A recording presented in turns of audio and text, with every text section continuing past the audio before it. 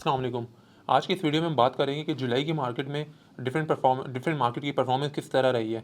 This include हमारी अपनी local market जो कि पीएसएक्स है, और देन नैस्डैक को भी डिस्कस करेंगे, गोल्ड, ऑयल, और फाइनली हम बिटकॉइन को भी डिस्कस करेंगे। तो स्टार्ट करते हैं केसी इंडेक्स की। तो 13,000 पॉइंट्स की रैली नज़र आई है हमें, और ये तकरीबन 10% या 11% का गेन नज़र आता है हमें अप्रॉक्सीमेटली। अच्छा, देन KMI30 को भी देख लेते हैं, तो ये भी 11,500 पॉइंट्स का जो है हमें इजाफा नज़र आया इसमें, और ये 6.24% का परसेंटेज में ट्रांसलेट होता है। अगर हम थोड़े फंडामेंटल्स की बात करें तो काफ़ी बेहतरीन अर्निंग्स आई है बैंक्स और oil and gas exploration companies में। अ, उसके अलावा हमारे पास इन्वेस्टर कॉन्फिडेंस भी अभी बूस्ट हुआ हुआ है। ख़ास तौर पे ट्रेड टैरिफ जो है वो रिड्यूस होके 19% पे, एशिया में सबसे लोएस्ट जो है पाकिस्तान का है टैरिफ। तो वो भी एक काफ़ी बूस्टर है, और एक्सपोर्ट कंपनीज़ के लिए काफ़ी ये अच्छी न्यूज़ है। सेंटिमेंट्स भी अभी अच्छे हैं, क्रेडिट रेटिंग हमारी इम्प्रूव हुई है, तो ये सारे मिलके हमारे फंडामेंटल्स अभी भी बहुत अच्छे हैं। जुलाई में अगर हम सेक्टर्स को देखें डिफरेंट, तो कमर्शियल बैंक्स हमारे पास सबसे टॉप पे रहा है, और तकरीबन इसने ऑलमोस्ट 7,000 पॉइंट्स जो है कंट्रीब्यूट किए हैं। और सेकंड में हमारे पास फर्टिलाइज़र सेक्टर जो कि 2,500 पॉइंट्स जो है कंट्रीब्यूट किए हैं, और फाइनली हमारे पास इन्वेस्टमेंट बैंक्स का जो ग्रुप है उसमें जो है 1,000 पॉइंट्स की गेन का कंट्रीब्यूशन की है। अच्छा, अगर हम लैगर्ड्स में देखें तो ग्लास एंड सिरेमिक्स जो है सबसे टॉप में रहा है, और तकरीबन 53 पॉइंट्स जो है इन्होंने शेड किए हैं। देन रिफाइनरी सेकंड पे 47 या 48 पॉइंट्स के साथ, और फाइनली थोड़ा-सा सिंथेटिक और रेंस की जो है वो कैटेगरी आती है।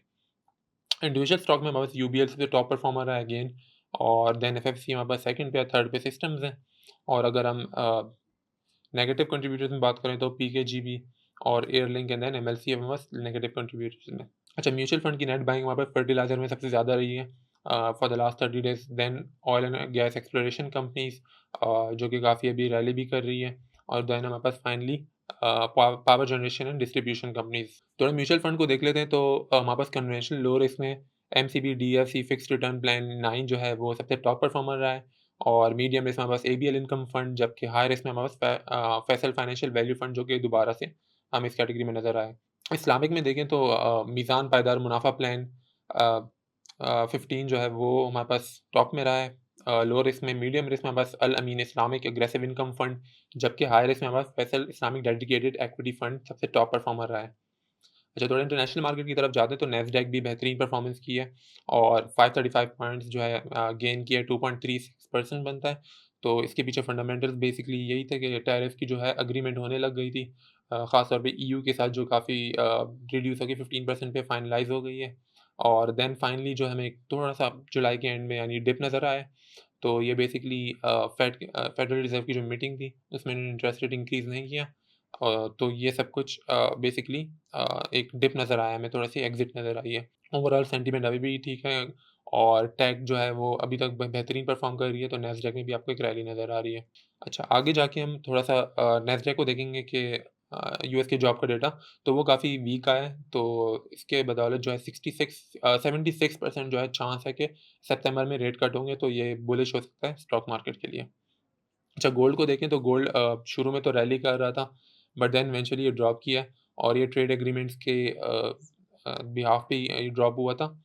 और बाकी इसके अलावा शुरू में ये और ये ड्रॉप बेसिकली डॉलर में थोड़ी स्ट्रेंथ भी नज़र आई है, तो इस वजह से भी थोड़ा ड्रॉप हुआ है ये।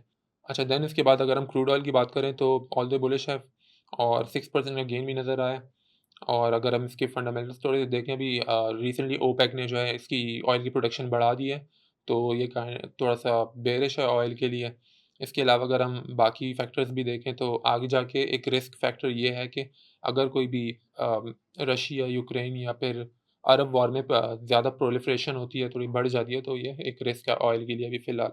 बाकी डिमांड भी अभी सप्लाई बढ़ी हुई है, डिमांड कम है, तो एज़ सच इतना कोई रिस्क मतलब बुलिश पे अभी इतना नहीं देखेंगे।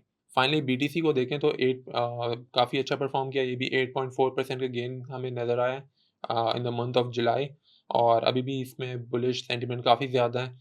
रिसेंटली अभी एक ट्रिगर बेसिकली इस तरह कह सकते हैं कि ट्रिगर हो सकता था अगर रेट कट हो जाता रीसेंट एफएमसी की मीटिंग में, तो वो एक बुलिश फैक्टर बन सकता था, बट अभी फ़िलहाल उन्होंने रोक दिया।